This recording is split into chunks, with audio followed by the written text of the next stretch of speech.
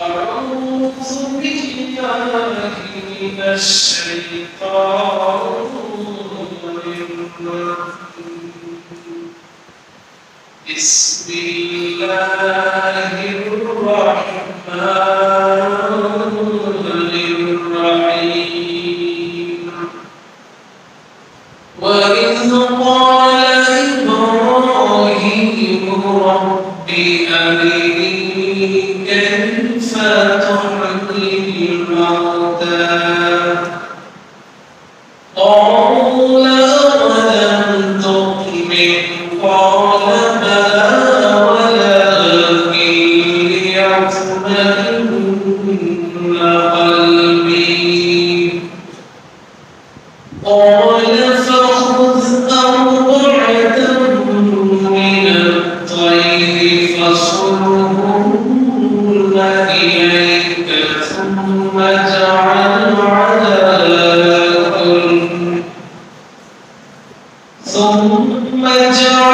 على كل جبل منهن جزءا ثم ادعهن يأتينك سعيا واعلم أن الله عزيز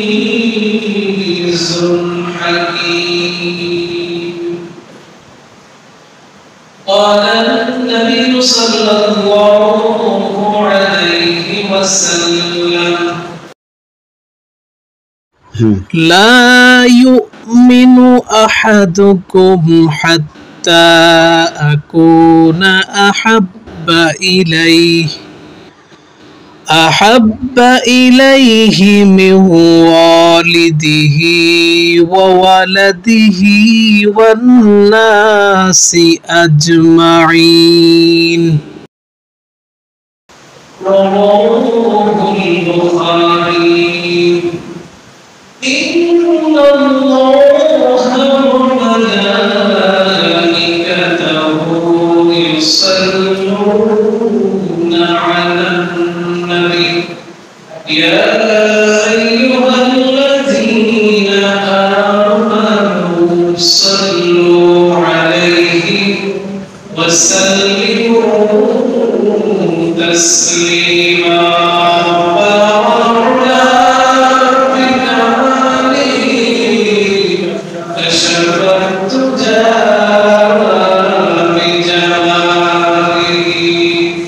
حسنت جميع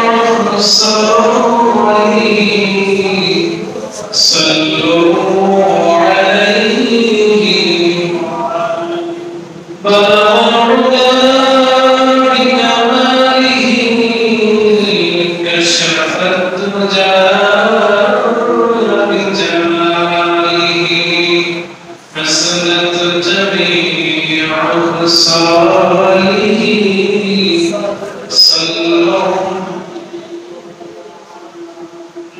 منزه عن شريك في محاسنه فجوهر الحسن فيه غير منقسم بلغ العلا كشف الدجى حسنت جميع الصالحين صلوا عليه وآله فاق النبيين في خلق وفي خلق ويمتاز من علم ولا كرم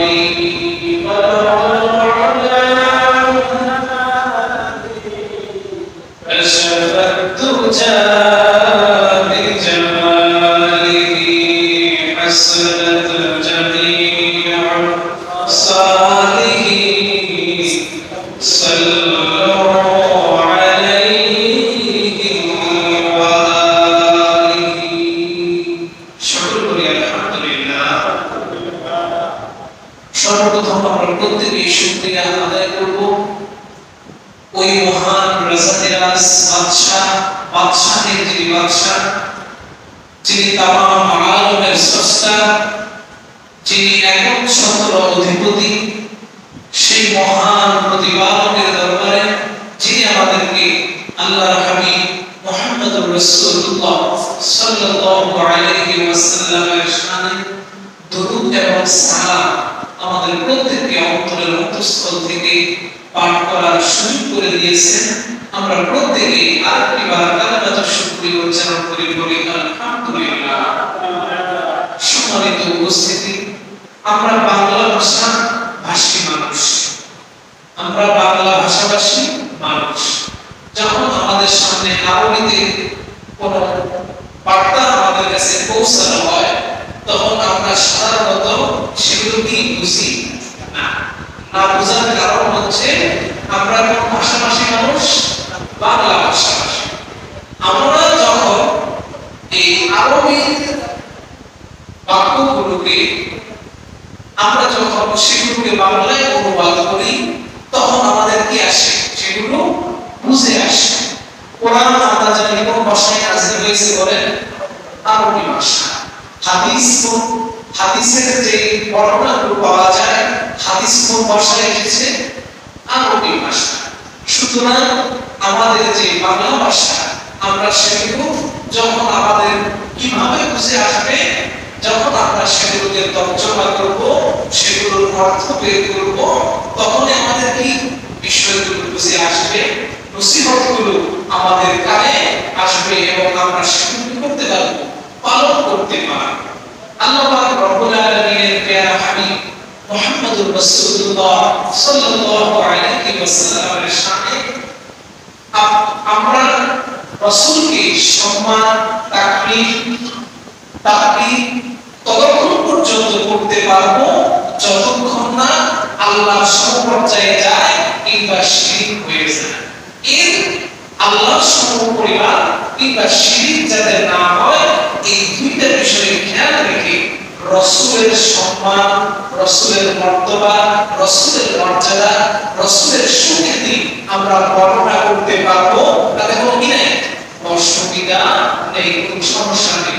স্বয়ং আল্লাহ পাক রব্বুল আলামিন রাসূলের সম্মান, রাসূলের সুখ্যাতি, রাসূলের মর্যাদা এগুলো কি করার জন্য বলছেন, বর্ণনা করার জন্য বলছেন। আল্লাহ নিজে বলেছেন, ওয়া রাফা'না লাকা যিকরাক। সকলে বলি সুবহানাল্লাহ। হাবিব, আমি আপনার মর্যাদা, আমি আপনার মর্তবা, আমি আপনার সম্মান, আমি আপনার সম্মান, মর্তবা, মর্যাদা বুলন্দ করে দিয়েছি, বাড়িয়ে দিয়েছি। এত পর্যায়ে আমি বাড়িয়ে দিয়েছি, জগতের সকল মানুষ যদি আপনাকে সম্মান না করে, মর্যাদা না করে, তারা আপনার সম্মান মর্যাদা কমাতে পারবে না। সুবহানাল্লাহ। তাহলে আল্লাহ নিজে বলছেন, আমি কি করছি, আমার রাসূলের, আমার বন্ধু সম্মান, মর্যাদা, মর্তবা তামাম পৃথিবী বিশ্বব্যাপী গোটা আলমে আমি ছড়িয়ে দিয়েছি। এবার আসে, এখন আমরা যদি রাসূলের সম্মান, মর্যাদা যদি বর্ণনা করি, আমাদের কি ঈমান কি লস হয়ে যাবে বলেন? আমাদের ঈমান কি ছোট হয়ে যাবে? ঈমানের কি আমাদের শক্তি কমে যাবে? না, ঈমান আরো কি হয়ে যাবে? অবশ্যই অবশ্যই ঈমান বেড়ে যাবে। কিছুক্ষণ আগে আমি যে মিলাদের মধ্যে যে দুরূদ পাঠ করেছি, বাল্লাল্লাহুল্লাহ বিকামালিহি কাশাফাত তুজা বিজামালিহি হাসনাত জামিউ সালিহি সাল্লু আলাইহি ওয়া আলিহি। এই কাসিদাটা, এই রাসূলের শানে এই কবিতাটা আবৃত্তি করেছিলেন আল্লামা শেখ সাদী রাহমাতুল্লাহ আলাইহি। সকলে বলি সুবহানাল্লাহ। আল্লামা শেখ সাদী রাহমাতুল্লাহ আলাইহি আগে বলেছি যে এই আরবি যে কবিতাটা, এই কবিতাটার মানে কি আপনারা বুঝছেন? এটার মানে কি আমরা বুঝছি? বাংলা অর্থ কি আমরা জানি? অনেকেই জানি না। আল্লামা শেখ সাদী রাহমাতুল্লাহ আলাইহি বলেন, বাল্লা ওয়াল্লাউলা বিকামালিহি। রাসূলের শানে আল্লামা শেখ সাদী রাহমাতুল্লাহ আলাইহি কবিতা লিখতে গিয়ে তিনি বেহুশ হয়ে যেতেন। আল্লামা শেখ সাদী রাহমাতুল্লাহ আলাইহি বলেন,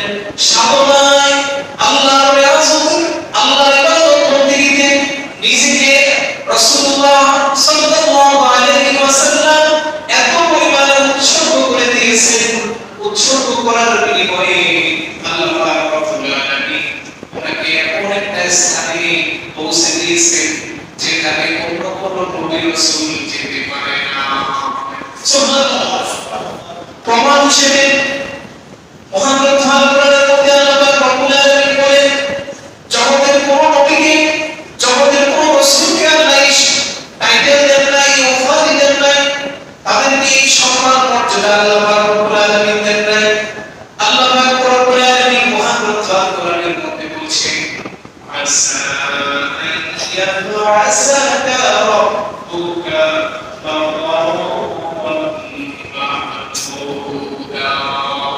আমি আপনাকে কিয়ামতের দিন যেদিন বিচার কার্য আমি পরিচালনা করব, ওই দিন আমি আপনাকে মাকাম মাহমুদ নামক একটা সম্মানিত আসনে আমার কুরসির ডান পাশে স্থাপন করে দেব।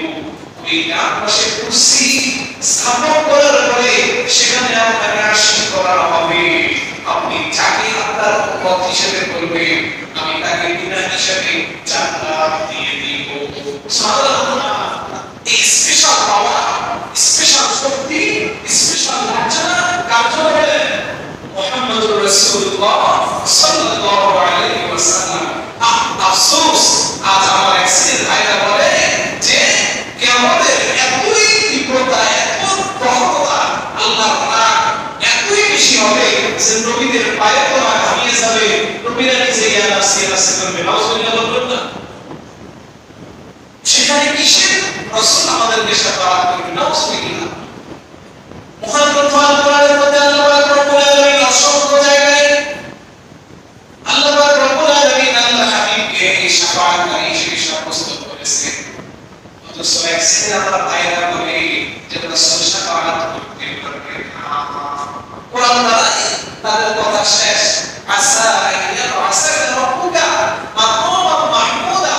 ওই কঠিন দিনে, মুসিবতের দিনে, বিচার কার্যের দিনে আমি আপনাকে এমন একটা চেয়ারে বসাবো যে চেয়ারে বসে আমার বিচার আপনি প্রত্যক্ষ করবেন। যাকে আপনি উম্মত হিসেবে বলবেন আল্লাহ এটা আমার উম্মত, ওই বান্দা আমার উম্মত, বিনা হিসেবে আমি তাদেরকে জান্নাত দিব। সকলে বলি সুবহানাল্লাহ। তাহলে বলেন তো জান্নাতে যাওয়ার জন্য রাসূলের সুপারিশের দরকার আছে কি বলেন? রাসূল আমাদেরকে চিনতে হবে কিনা? রাসূল যদি আমাদেরকে নাই চিনি, কথা বলেন না কেন? চেয়ারম্যানের কাছে গেছেন একটা বিল পাস করানোর জন্য, আপনার বাড়ির রাস্তা, এলাকার রাস্তা, গ্রামের রাস্তা পাকা করার জন্য। দেখা গেছে যে ওই গ্রাম সম্পর্কে চেয়ারম্যান কোনো কি খবর রাখে না, অথবা দেখা গেছে যারা গেছেন চেয়ারম্যান তাদেরকে কি বলেন চিনেও না। আচ্ছা বলেন তো চেয়ারম্যান কি তাদের সাথে কথাবার্তা বলবে? কথা বলবে? কথাবার্তা কি বলবে? বলবে না, কারণ অপরিচিত লোক, চিনে না, জানে না। কিন্তু আপনি যদি চেয়ারম্যানের পরিচিত যদি কোনো একজন ব্যক্তিকে নিয়ে যান, যাকে চেয়ারম্যান কি করে সম্মান করে মর্যাদা দেয়, তাহলে ব্যক্তির কারণে আপনার কি হবে? আপনার সুপারিশটুকু মঞ্জুর হয়ে যাবে। সাধারণত দুনিয়ার একটা উদাহরণ দিলাম। আল্লাহ পাক রব্বুল আলামিন ওই দিন আল্লাহর হাবিবের সম্মান মর্যাদা, আল্লাহর হাবিবকে এতই সম্মান দিবেন, সম্মানের কারণে রাসূল যাহা বলবেন আল্লাহ কি করবে? তাই শুনবে, তাই শুনবে। আল্লাহ পাক রব্বুল আলামিন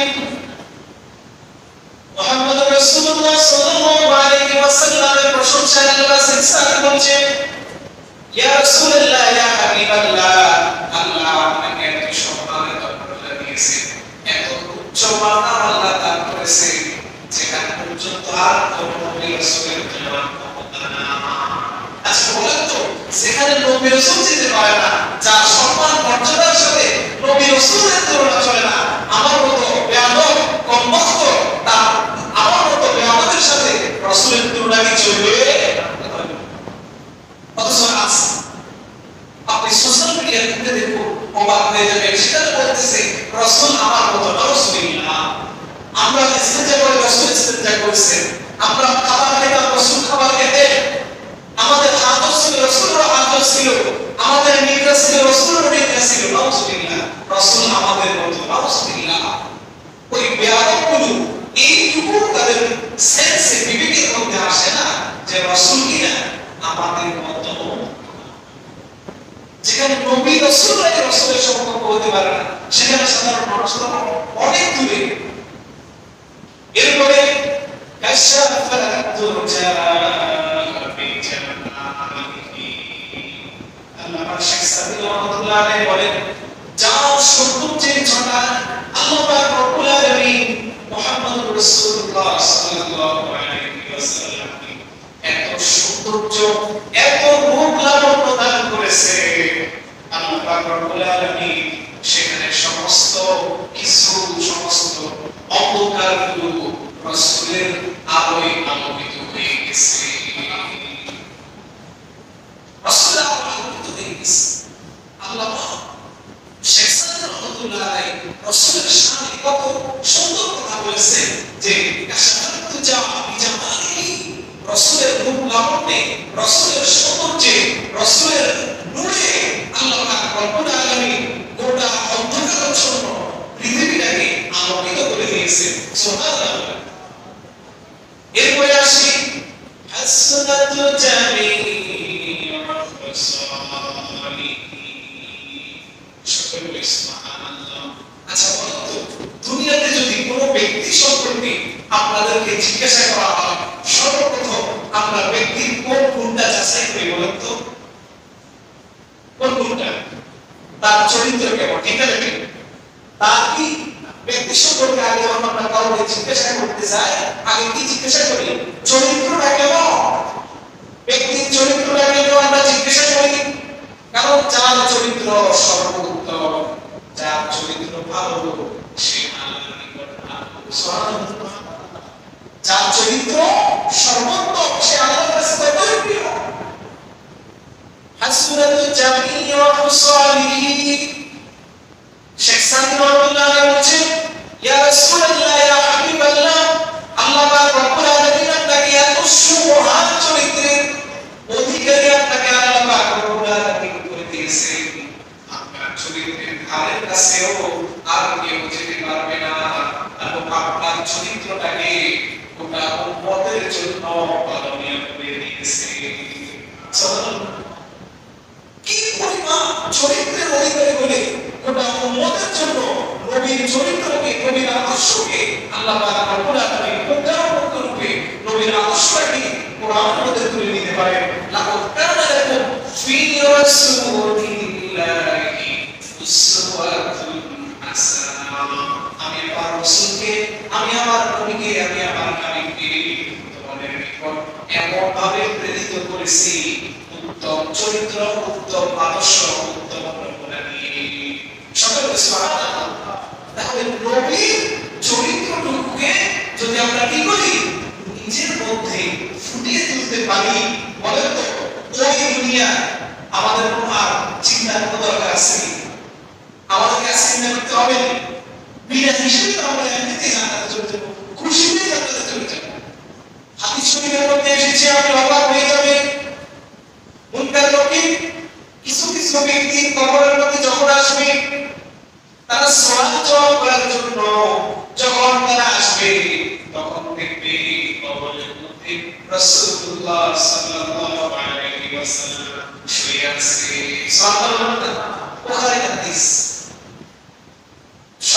মুনকার নকির যখন দেখবে রাসূলুল্লাহ সাল্লাল্লাহু আলাইহি ওয়াসাল্লাম কবরের মধ্যে শুয়ে আছেন, সাথে সাথে আসামিন আল্লাহ পাক রব্বুল আলামিনের দরবারে চলে যাবে, কি বলবে, আল্লাহ আপনি কার কবরের কাছে পাঠিয়েছেন?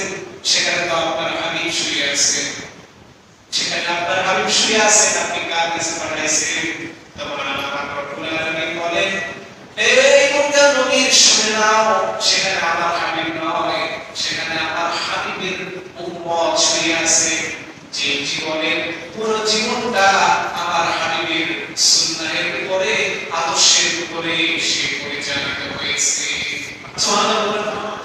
বলে আল্লাহ ঠিক আছে, তাহলে আমার সাথে সহযোগ তো করি না, দেখে চলে আসছি, আমার হাবিবকে দেখে চলে আসছি, আবার যাই, আল্লাহ বলবেন দ্বিতীয়বার আর যাওয়ার কোনো কি নাই, বলেন অনুমতি নাই, বিনা হিসেবে জান্নাতি।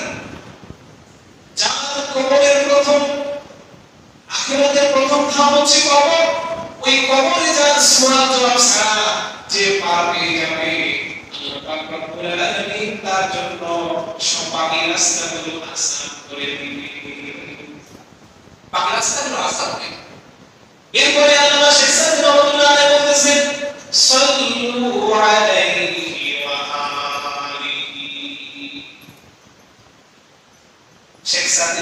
আদায় করেন। এবার আসুন আমরা প্রত্যেকে রাসূলের সম্মান মর্যাদা সম্পর্কে জেনেছি, এবার আমরা রাসূলের সম্মানার্থে দুরূদ এবং সালাম পাঠ করি। সকলে সুবহানাল্লাহ। তাহলে বালাগাল ওয়ালা বিকামালিহি কাশাফাত তুজা বিজামালিহি হাসনাতু জামিউ খাসালিহি সাল্লু আলাইহি ওয়া আলিহি। এই কবিতাটার মধ্যে, এই শেয়ারটার মধ্যে কোন কি শিরিক আছে? কথা বলেন। এখানে আল্লাহর সাথে কোন কিছু সমকক্ষ হইছে? কথা বলেন না কেন? হইছে? ইবাদতের ক্ষেত্রে কোন শিরিক হইছে? হয় না। সুতরাং রাসূলের সম্মানার্থে আমরা কি করতে পারবো? এই ধরনের শেয়ারগুলো আবৃত্তি করতে পারবো। আবৃত্তি করলে আল্লাহ পাক রব্বুল আলামিন আমাদের কি করবেন? আমাদের সম্মান, আমাদের মর্যাদা, আমাদের মর্তবা বৃদ্ধি করে দিবেন। তাতে কোনো কি নাই, সন্দেহ নেই। মহান কোরআনে আল্লাহ পাক রব্বুল আলামিন বলেন, নবীজির প্রতি যে আমাদেরকে ঈমান আনতে হবে, এই ঈমান আনার ক্ষেত্রে যারা পূর্বে যারা রাসূলুল্লাহ সাল্লাল্লাহু আলাইহি ওয়াসাল্লামকে দেখেছে, দেখে ঈমান এনেছে, যারা হাতে বায়াত, রাসূলের হাতে হাত রেখে বায়াত গ্রহণ করেছে, এখন আবার বায়াতকে নিয়ে মানুষ কি করে? ভুল ব্যাখ্যা দেয়, ভুল ব্যাখ্যা। বায়াত মানে হলো আত্মসমর্পণ। কি বল? বায়াত মানে কি? আত্মসমর্পণ করা। আত্মসমর্পণ মানে যে আমি আর গুনাহ করব না, আমি আর চুরি করব না, আমি আর ডাকাতি করব না, আমি আর মদ খাবো না, আমি আর জিনা ব্যভিচার করব না, আমি আর পাপ কাজ করব না, আমি আর গুনাহের চিন্তাও করব না। এই মর্মে কি করা? অঙ্গীকার করা। এটাকেই বলা হয় বায়াত। সাহাবায়ে কেরাম রাসূলুল্লাহ সাল্লাল্লাহু আলাইহি ওয়াসাল্লামের হাতে হাত রেখে এভাবে কি করেছে? শপথ করেছেন, অঙ্গীকার করেছেন। এটাকে কি বলা হয়? বায়াত বলা হয়। এই ঈমানের যে ভাব, ঈমানের অনেক ভাবগুলো আছে, ৭৭টির উপরে এক রিওয়ায়াতে এসেছে ৭৭টির উপরে উপশাখা, শাখা উপশাখা আছে। সেই উপশাখাগুলোর কোনো একটি আমাদের কি করা যাবে না, বলেন? বাদ দেয়া যাবে না। এর মধ্যে নাম্বার 1 সেটা হলো আল ঈমানু বিল গায়ব। গায়বের প্রতি ঈমান। গায়বের প্রতি কি ঈমান? আমরা কি কেউ রাসূলুল্লাহকে দেখেছি? বলেন। কেউ কি দেখেছেন? না। আমরা কি আল্লাহকে দেখেছি? নাই। আখিরাত দেখেছি? জান্নাত দেখেছি? জাহান্নাম? কিছু দেখি না। কিন্তু আমরা কি করতেছি? এগুলোর প্রতি অন্তরের অন্তঃস্থল থেকে আমরা বিশ্বাস স্থাপন করতেছি। কেউ যদি বলে যে আমি এগুলো কি করে না, যেগুলো দেখা যায় না, সচরাচর আমাদের ইন্দ্রিয় গ্রাহ্য হয় না, আমাদের মস্তিষ্কে এই যেগুলোর বিষয়ে আমাদের চিন্তা চেতনা আসে না, ওইগুলো মানা যাবে না। কেউ যদি এই কথা বলে, পরে ব্যক্তিটা কি আর ইমানদার থাকবে? থাকবে? থাকবে না। মহান গ্রন্থ আল্লাহ পাক রব্বুল আলামিন বলেন, যালিকাল কিতাবু লা রাইবা ফীহি হুদাল লিল মুত্তাকিন। সকলে সুবহানাল্লাহ। মহান গ্রন্থ কোরআন সম্পর্কে আল্লাহ নিজে সার্টিফাই করছে। আল্লাহ নিজে এই কোরআনের মধ্যে বিশুদ্ধতার বর্ণনা করতেছে। যালিকাল কিতাবু লা রাইবা লা রাইবা ফীহি, এতে বিন্দু পরিমাণে সন্দেহ, সংশয় করা, এর কোনো একটা বিধানকে নিয়ে টিটকারি মশকারি করা কারো স্বভাব হবে না। শুধু তাই নয়, হুদাল লিল মুত্তাকিন, যারা নিজেকে তাকওয়াবান বলে পরিচয় দেয়, যারা নিজেকে ঈমানদার বলে পরিচয় দেয়, যারা নিজেকে আল্লাহর মুহাব্বতের বান্দা হিসেবে উপস্থাপন করে, যারা নিজেকে বলে আমি আল্লাহর মুহাব্বতের বান্দা। অনেকেই বলেন যে আব্দুল মানে কি? দাস। আচ্ছা বলেন তো, দাসের সাথে আপনি আমি যে ব্যবহার করি সেটা কি আমাদের ছেলের সাথে করি? কথা বলবেন না। মেয়ের সাথে কি ব্যবহার আপনারা করেন? ছেলে মেয়ের সাথে যে ব্যবহার করেন, আচ্ছা বলেন তো কাজের লোকের সাথে কি আপনারা সেই ব্যবহার করেন? কেউ কি করেন? কি করেন? তাহলে আব্দুল মানে দাস, এটা ঠিক আছে। আরবি একটা শব্দের অনেকগুলো অর্থ হয়ে থাকে। আল্লাহ পাক রব্বুল আলামিন কোরআন কারীমের অসংখ্য জায়গায় আল্লাহর বান্দাদেরকে আব্দুল বলে সম্বোধন করেছেন। আব্দুল, যার অর্থ হচ্ছে বান্দা, যার অর্থ কি বান্দা, মহব্বতের বান্দা। আচ্ছা, আমরা তো অনেক এখানে কেউ আমরা বুকে হাত দিয়ে বলতে পারবো না জীবনে আমি একটা পাপাসাত করে নাই। কেউ কি বলতে পারবেন? আমি একটা গুনাহের কাজ করে নাই। কেউ কি বলতে পারবো? আমরা পারবো না। আল্লাহ পাক রব্বুল আলামিন আমাদের এত অসংখ্য অগণিত গুনাহের পরেও আমাদেরকে কি করে নাই বলেন? আযাবে গ্রেফতার করতেছে না। আমাদেরকে আল্লাহ শুধু অবকাশ দিয়ে যাচ্ছে, অবকাশ দিয়ে যাচ্ছে। আচ্ছা, যদি আল্লাহ আমাদেরকে ভালোই না বাসতেন, যদি মহব্বতই না করতেন, আমরা যদি আল্লাহ দাস হতাম, তাহলে আল্লাহ আমাদের কি করতে বলেন?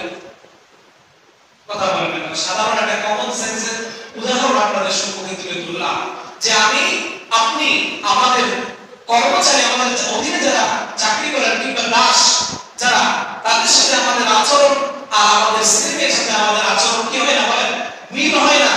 তাহলে চিন্তা করেন যে আল্লাহ পাক রব্বুল আলামিন এত সুন্দর করে আমাদেরকে বানাইলেন, তাহলে আল্লাহ যদি মহব্বতে না করতেন তাহলে কি আমাদেরকে বানাইতেন? বলেন, বানাইতেন না। তাহলে আমরা আল্লাহ দাস হলাম কি করে? আমরা তো আল্লাহ কি, আমি নিজেই বলতেছি আমি আল্লাহর মহব্বতের বান্দা। আল্লাহ আমাকে মহব্বত করেছেন, বিধায় কি করেছেন? আমাকে তৈরি করেছেন। এবার আপনি যদি আল্লাহর হুকুম না মানেন, সেটা আপনার ব্যাপার। ঠিক না? ঠিক বলেন? আল্লাহ আমাদেরকে মহব্বত করে বানাইছেন, ঠিক আছে। আপনি যদি আল্লাহর হুকুমকে অস্বীকার করেন, সেটা আপনার ব্যাপার। কিন্তু আল্লাহ, আমরা প্রত্যেকে স্বীকার করতে হবে যে আমরা আল্লাহর মহব্বতের বান্দা। আল্লাহ পাক রব্বুল আলামিনকে যেহেতু আমরা দেখি নাই, রাসূলুল্লাহ সাল্লাল্লাহু আলাইহি ওয়াসাল্লামকে দেখার সৌভাগ্য আমার হয় নাই। অনেকে রাসূলকে না দেখে মিথ্যা কথা বলে। রাসূলুল্লাহ সাল্লাল্লাহু আলাইহি ওয়াসাল্লাম, বুখারীর মধ্যে হাদিস শুনে এসেছে, রাসূল বলেছেন যে ব্যক্তি আমাকে স্বপ্নে দেখল, সুবহানাল্লাহ বলবেন, যে ব্যক্তি আমাকে কি করলো? স্বপ্নে দেখলো, সেই ব্যক্তি সত্যি আমাকে দেখলো। আর যে আমাকে দেখলো তার জন্য আল্লাহ পাক রব্বুল আলামিন দুজকের আগুন হারাম করে দিবেন। সুবহানাল্লাহ বলেন না? তাহলে রাসূলকে কি করা যাবে বলেন? দেখা যাবে, অপশন আছে, রাসূলকে দেখা যায়। তাহলে রাসূলকে আমরা কেউ এখানে আমরা দেখি নাই, তারপরে কি করতেছি? রাসূলের প্রতি বিশ্বাস স্থাপন করতেছি। আখিরাত, পরকাল এগুলো আমরা কিছু দেখি নাই, তারপরে কি করতেছি? বিশ্বাস স্থাপন করতেছি। আল্লাহ বলেন লা রাইবা ফীহি হুদাল লিল মুত্তাকিন। এই জিনিসগুলোর প্রতি আমার ওই সমস্ত বান্দা বান্দীরা বিশ্বাস করবে যারা তাকওয়াবান, যারা খোদাভীরু, যারা আল্লাহকে কি করে? ভয় করে। সকলে বলি সুবহানাল্লাহ। এরপর আল্লাহ পাক রব্বুল আলামিন বলেন আল্লাযীনা ইউমিনুনা বিল গায়ব। এখানে ঈমানের পরে গায়বের কথা আসছে। আল্লাযীনা, যারা ইউমিনুনা, ঈমান আনয়ন করেছে, যারা মুসলমান হয়েছে, যারা নিজেকে ঈমানদার দাবি করেছে, বিল গায়ব। এক নাম্বার হলো তাদেরকে বিশ্বাস করতে হবে যেটা, সেটা হচ্ছে অদৃশ্যের প্রতি। অদৃশ্যের প্রতি, অদৃশ্য জিনিসগুলো আমরা কি একটু আগে বলেছি, যেগুলো আমরা কি করি নাই, দেখি নাই, তারপর এই জিনিসগুলোর প্রতি বিশ্বাস স্থাপন করতেছি। আমাদের মানুষের সহজাত একটা প্রবৃত্তি হলো আমরা অদৃশ্য জিনিসগুলো বেশি কি করি না বলেন? বিশ্বাস করি না। আমরা চোখে দেখতে চাই। কি করেন? আমরা কি দেখতে চাই? চোখে দেখতে চাই। আমরা দৃশ্যমান জিনিসের প্রতি বেশি বিশ্বাস করি। আমাদের এই অবস্থাটা আল্লাহ কি জানতেন কিনা বলেন? আমরা যে দৃশ্যমান জিনিসের প্রতি বেশি বিশ্বাসী হব, এটা কি আল্লাহ জানতেন কিনা? জানতেন। আল্লাহ জানতেন, বিধায় আল্লাহ পাক রব্বুল আলামিন মহাগ্রন্থ আল কোরআনের মধ্যে নবীদের মাধ্যমে অসংখ্য অগণিত মুজিজা কি করেছেন? ব্যক্ত করেছেন, যাতে মানুষ এই সমস্ত মুজিজাগুলো দেখে আল্লাহকে বিশ্বাস করতে পারে, আল্লাহর আযাব এবং গজবকে বিশ্বাস করতে পারে। আল্লাহ কি হুকুম আহকামগুলো পালনের দ্বারা আল্লাহ পাক রব্বুল আলামিন মানুষের প্রতি কিরূপ সদয় হবে, ওই আল্লাহর অনুগ্রহগুলোর প্রতি মানুষের জন্য বিশ্বাস আসে। সেই কারণে আল্লাহ বহু নিদর্শন কি করেছেন? কোরআন এবং হাদিসের মধ্যে বর্ণনা করেছেন। একটি নিদর্শনের কথা আমি আপনাদের সম্মুখে তুলে ধরব। আমরা কেন কি করে না আমাদের এই চোখে দেখা জিনিস ছাড়া আমরা কেন অন্য কিছু বিশ্বাস করতে চাই না? ইব্রাহিম আলাইহিস সালাতু ওয়াস সালাম এবং আল্লাহর মধ্যে একটা কথোপকথন মহাগ্রন্থ আল কোরআনের মধ্যে এসেছে। সূরাতুল বাকারা 207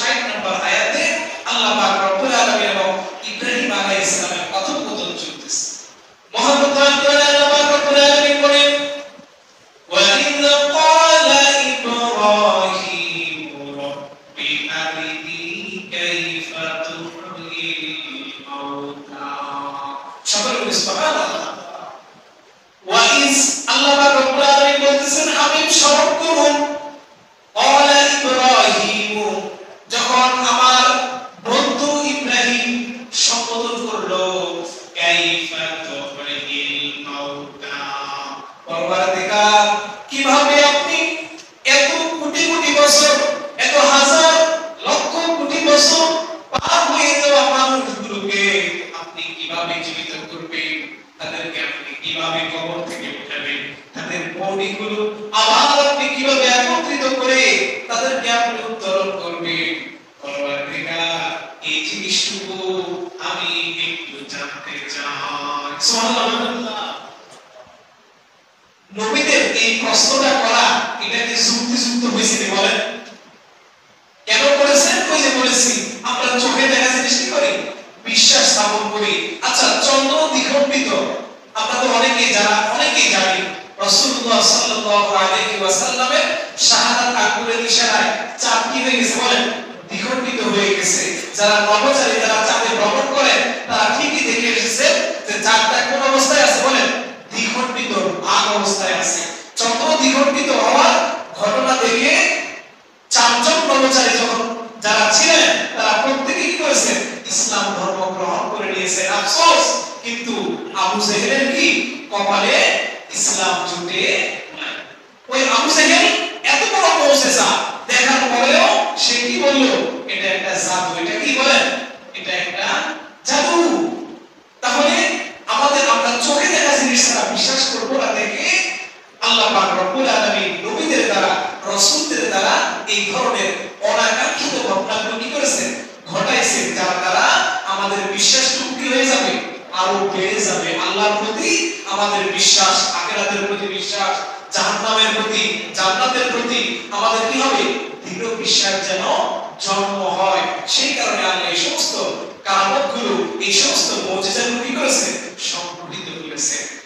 ইব্রাহিম আলাইহিস সালাম আল্লাহর কাছে বলেন, আল্লাহ রব্বি আরিনি কাইফা তুহয়িল মাউতা, আল্লাহ আপনি কিভাবে এত হাজার কোটি বছর আগের মানুষগুলো আপনি কিভাবে একটু জীবিত করবেন আমি একটু জানতে চাই। এবার আল্লাহ উত্তর দিলেন, ক্বালা আওয়ালাম তুমিন। আল্লাহ পাক রব্বুল আলামিন ইব্রাহিম আলাইহিস সালামকে বললেন, ইব্রাহিম আওয়ালাম তুমিন, তুমি কি আমার শক্তি সম্পর্কে তোমার কি অবগত নও? তুমি কি আমার এই বিধানটুকু তুমি কি স্বীকার করো না?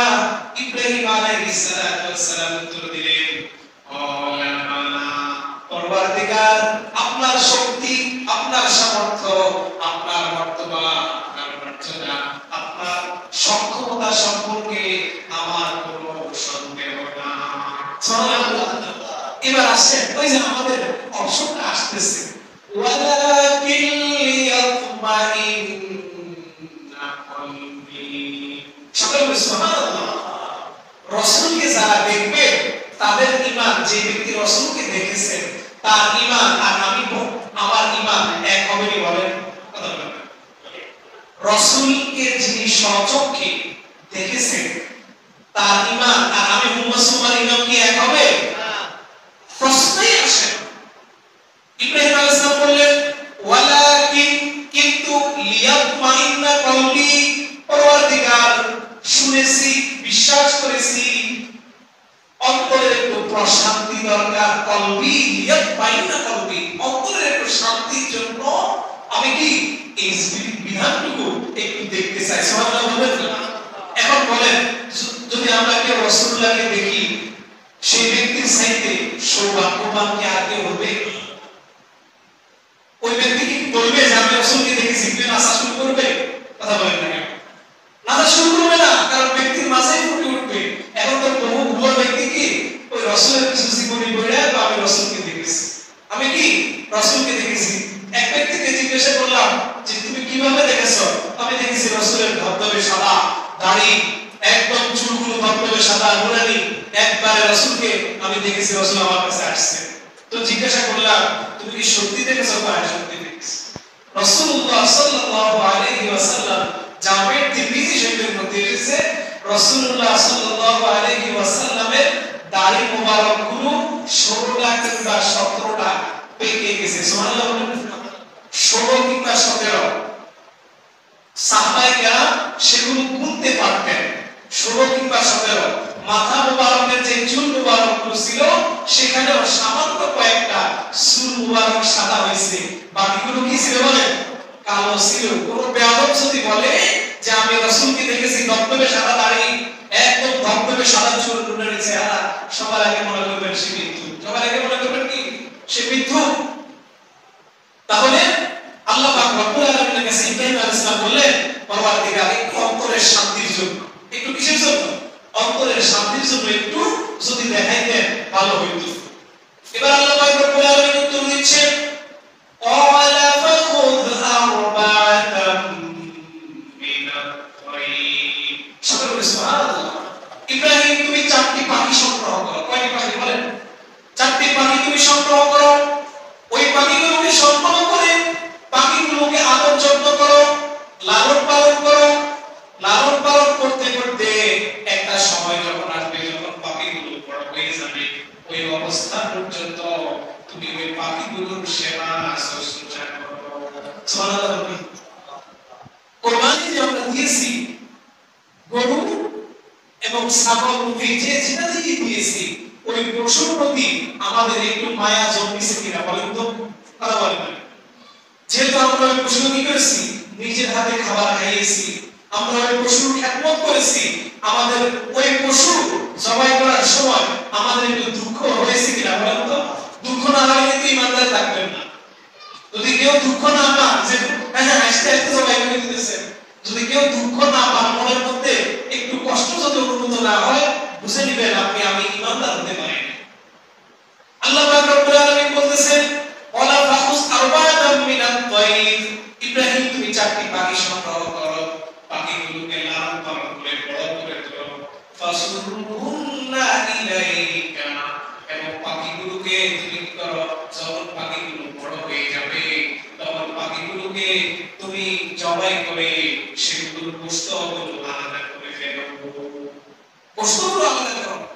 শুধু তাই নয়, গোশতগুলো আলাদা করে চারটা পাখির গোশত একসাথে মিক্স করে ফেলো। চারটা পাখির গোশত একসাথে মিক্স করার পরে ফাসুরহুন্না ইলাইকা সুম্মা জাআল আলা কুল্লি জাবালিন মিনহুন্না, অতঃপর ওই পাখিগুলোর গোশতগুলোকে তুমি চারটি পৃথক পাহাড়ের মধ্যে রেখে আসো। সুবহানাল্লাহ। আচ্ছা বলেন তো, এভাবে একটা চারটা পাখিকে একসাথে করে গোশতগুলো একসাথে করে মিলানোর পরে, তাহলে এবার যদি চারটা জায়গায় আমাদের দৃষ্টিতে রাখি, আমাদের সেন্সে আকল বিবেকে যদি এইভাবে রাখা হয়, এগুলো কি আর জীবিত হওয়া সম্ভব? আমাদের দৃষ্টিকোণের কথা বলছি, আর জীবিত হওয়া সম্ভব নেই, সম্ভব না। কারণ এগুলো কি পাখাও শেষ, গোশতগুলো মিক্স হয়ে আছে, এগুলো আর কোনো কি না জীবিত হওয়ার কোনো সম্ভাবনা নাই। এবার আল্লাহ পাক রব্বুল আলামিন বলতেছেন সুম্মা জাআল আলা কুল্লি জাবালিন মিনহুন্না জুজআন সুম্মা তারুন্না ইয়াতিনাকা সাইয়া। সকলে সুবহানাল্লাহ। অতঃপর ইব্রাহিম আলাইহিস সালাম আল্লাহর নির্দেশ মোতাবেক ওই পাখিগুলোকে টুকরো টুকরো করে গোশতগুলোকে চারটি পাহাড়ে রাখলেন। রাখার পরে আল্লাহ নির্দেশ দিচ্ছেন ইব্রাহিম তুমি এবার বলো যে পাখিগুলোর নাম ধরে ধরে, পাখি ওই অমুক পাখি অমুক পাখি, তোমরা আল্লাহর নির্দেশে উঠে যাও। সুবহানাল্লাহ। এবার ওই পাখিগুলো ইয়াতিনাকা সাইয়া, ইব্রাহিম আলাইহিস সালাম যখন ওই পাখিগুলোকে ডাক দিলেন, সাথে সাথে পাহাড়গুলো থেকে গোশতগুলো থেকে পাখিগুলো জীবিত হয়ে ইব্রাহিম আলাইহিস সালামের কাছে চলে আসলো। তাহলে বলেন তো, ইব্রাহিম আলাইহিস সালামের অন্তরের যে প্রশান্তিটা হয়েছে, এই বাস্তব ঘটনা দেখে আমাদের সাথে কি এর তুলনা চলবে? আপনি একটা বাস্তব একটা ঘটনা দেখেছেন আর একটা অবাস্তব ঘটনা দেখেছেন, যেটা সাধারণ কি না মানুষের দ্বারা সেই জিনিসটা সম্ভব না। তাহলে যে ব্যক্তি একজনে দেখেছে আর একজনে দেখে নাই, দুজনের ঈমানও কি হবে না বলেন? এক হবে না। এবার আল্লাহ পাক রব্বুল আলামিন বলতেছেন ওয়া আলাম আন্নাল্লাহা আজিজুল হাকীম। আল্লাহ পাক রব্বুল আলামিন হচ্ছেন প্রবল, পরাক্রমশালী এবং সর্বজ্ঞ। আল্লাহ সবকিছু জানেন, সকল কিছুর ক্ষমতা আল্লাহর হাতে ন্যস্ত। আল্লাহর ক্ষমতা নিয়ে কোনো কি করা যাবে না, কোনো প্রশ্ন করা যাবে না। এই ঘটনা দ্বারা, কোরআনের এই শিক্ষা দ্বারা আমরা কি বুঝলাম? আমরা আল্লাহ পাক রব্বুল আলামিনের সকল ক্ষেত্রে দলিল প্রমাণ খোঁজা যাবে না। সকল জিনিস দলিল অনুমান কি করা যাবে না, বোঝা যাবে না। কিছু কিছু ক্ষেত্রে গায়েবের প্রতি কি করা লাগবে, বিশ্বাস স্থাপন করা লাগবে। যদি না করেন ঈমানের ধারের কাছেও আসতে পারবেন না। বুখারী শরীফের মধ্যে এসেছে, আমি আমার আলোচনার শুরুতে হাদিসটি করেছি, قال النبي صلى الله عليه وسلم لا يؤمن أحدكم حتى أكون أحب إليه من والده وولده والناس أجمعين। রাসূলুল্লাহ সাল্লাল্লাহু আলাইহি ওয়াসাল্লাম বলেছে, আমার আপনার ঈমানের মূল, ঈমানের কি বলেন, মূল রাসূলকে বাদ দিয়ে ঈমানদার হওয়ার কথা কল্পনাও করা যাবে না। রাসূল লা ইউমিনু আহাদুকুম, তোমরা কেউ ঈমানদার হতে পারবে না, হাত্তা আকুনা আহাব্বা ইলাইহি, হাত্তা ততক্ষণ পর্যন্ত, আকুনা আহাব্বা ইলাইহি যতক্ষণ পর্যন্ত না আমি তোমাদের কাছে অধিক প্রিয় হব, মিন ওয়ালিদিহি তোমাদের পিতামাতা থেকে, ওয়া ওয়ালাদিহি তোমাদের সন্তান সন্ততি থেকে, ওয়ান নাসি আজমাইন এবং সমস্ত মানুষের চাইতে যতক্ষণ না আমি তোমাদের কাছে প্রিয় হব ততক্ষণ পর্যন্ত তোমরা ঈমানদার হতে পারবে না। আপনার সামনে আমার সামনে মানুষ যদি রাসূলকে কটাক্ষ করে, যদি আপনার আমার অন্তরে যদি সেটা না লাগে, আপনি প্রতিবাদ করতে পারলেন না, হাত দিয়ে সেটা প্রতিহত করতে পারলেন না, অন্ততপক্ষে মুখ দিয়ে করবে, মুখ দিয়ে প্রতিহত করতে পারলেন না, অন্তরে ঘৃণা করবে, এটা হচ্ছে দুর্বল ঈমানদারের পরিচয়। যদি তিনটা কোনোটাই যদি আপনি আমি করতে না পারি, তাহলে বলেন তো আমরা কি ঈমানদার হতে পারবো? রাসূল বলেছেন যে তোমরা ঈমানদার হতে পারবে না। দেখা যায় আপনার সামনে আমার সামনে আমাদের বাবাকে আমাদের মাকে কেউ যদি বিনা কারণে গালিগালাজ করে, মন্দ কথা বলে, আমরা কি বসে থাকি? বসে থাকি না। যখন আমাদের কোনো পরিচিত ব্যক্তিকে, সম্মানিত কোনো ব্যক্তিকে আমাদের সামনে তুচ্ছ-তাচ্ছিল্য করা হয়, আমরা কি করে দেই? পট করে জবাব দিয়ে দেই, ঠিক না বেটি? অনেক সময় তো এখন তো জবাব দেওয়ার আগে কি করে, আগে কি কমায় দেয়, সাইজ করে দেয়, ব্যক্তিকে শেষ করে দেয়। কিন্তু দেখা গেছে রাসূল বলেছেন বিওয়ালাদিহি ওয়ালাদিহি ওয়ান নাস, পিতামাতা, আত্মীয়স্বজন, সন্তান সন্ততি, এমনকি তোমার নিজের জান, সমস্ত মানুষের চাইতে রাসূলের মহব্বতটা যদি তোমার প্রতি না আসে, রাসূলকে তুচ্ছ-তাচ্ছিল্য করেছে, তুমি ঈমানদার হয়ে ঘরে বসে আছো, রাসূলের নিন্দা করা হচ্ছে, ব্যক্তি রাসূলের নিন্দা করতেছে, আমি ঈমানদার হয়ে অন্ততপক্ষে আমি নিজে অন্তরের দ্বারা ঘৃণা করছি না। রাসূল বলেছেন ওই সমস্ত ঈমানদারদের, ওই সমস্ত ব্যক্তিদের আল্লাহর দরকার নাই, রাসূলের কি নাই বলেন দরকার নাই। সুতরাং আমরা প্রত্যেকে ধর্ম নির্বিশেষে সকলে খেয়াল রাখবে যে রাসূল আমাদের ঈমানের মূল। রাসূল আমাদের কি ঈমানের মূল, রাসূলকে বাদ দেওয়া যাবে না। রাসূল ভাবটা পরিবার পরিজন আত্মীয় স্বজন মেয়ে সমস্ত মানুষের চাইতে উপরে রাখতে হবে। আর যদি উপরে রাখতে পারি, আমরা আশা করব আমরা প্রত্যেকে ঈমানদার। আর ওই ঈমানদারদের ব্যাপারে আল্লাহ পাক রব্বুল আলামিন আল কোরআনে সুসংবাদ দিয়েছেন যে তাদের জান্নাতের ব্যবস্থা আল্লাহ করে রেখেছেন। ওয়া আখির দাওয়ানা আলহামদুলিল্লাহি রাব্বিল আলামিন।